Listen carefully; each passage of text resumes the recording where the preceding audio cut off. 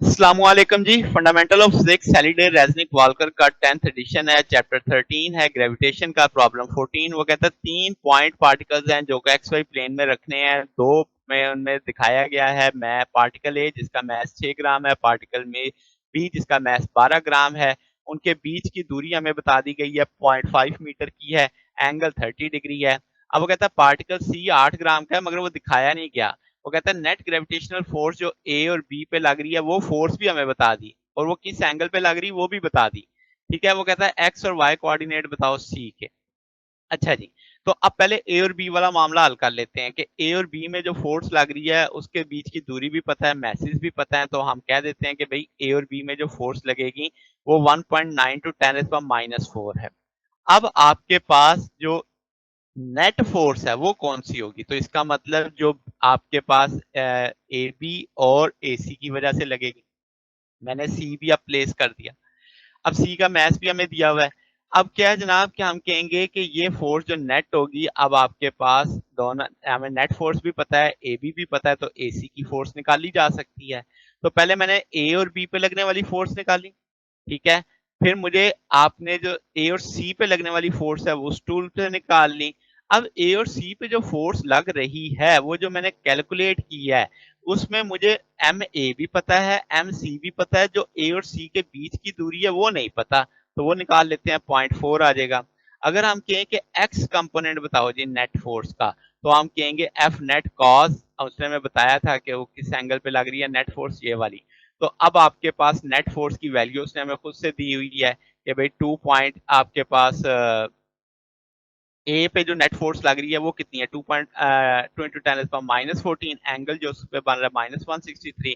इस सारे को लेके सॉल्व करेंगे, -1.9 × 10⁻⁴ आ जाएगा। अब आप कहेंगे कि भाई एक्स एक्सिस पे जो नेट फोर्स लग रही है उसके दो कंपोनेंट होंगे। अब यहाँ पे यानी ये भी मैंने नेट फोर्स ही निकाल लिया है। मैं नेट फोर्स अब एक नए तरीके से सोच रहा हूँ उसके कंपोनेंट्स की लैंग्वेज में। ये तो टोटल गिवन डाटा से निकाल ली ना, अब कंपोनेंट्स की लैंग्वेज में निकालते हैं। तो अब आपके पास इस जगह पे थीटा आना है, सॉरी ये गलती से मैंने लिखा हुआ है, तो हम यहाँ पे हम इसे थीटा मेंशन कर देते हैं। अच्छा जी, अब आपके पास क्या है जी, अब ए बी, क्या ए बी का हम कंपोनेंट निकाल लें तो क्या निकाला जा सकता है, f a b into x. तो हमें पता है कि पॉजिटिव एक्स एक्सिस के साथ एंगल कितना बनेगा, 150। ये हमें वैल्यू पता है। ए सी, अब अगर हम कहेंगे इसके एक्स कंपोनेंट का थीटा नहीं पता तो हम थीटा वैसे ही रहने देते हैं। तो ये सोच लेके मैंने दोनों कंपोनेंट लिख दिए। अब आपके पास सिचुएशन में मामला क्या है कि भाई आपके पास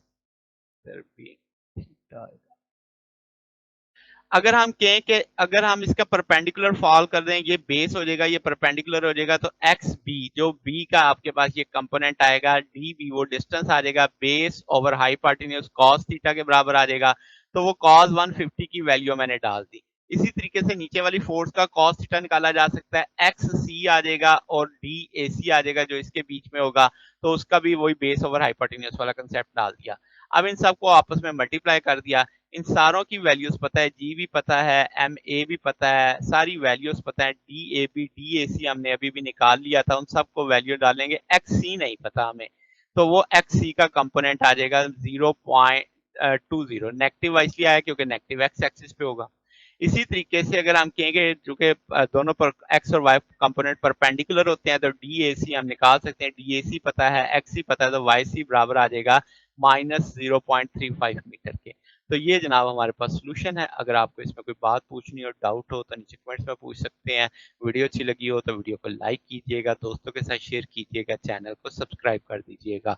अब तक के लिए इतना ही, बकिया इंशाल्लाह नेक्स्ट देखेंगे। ओके, अल्लाह हाफिज।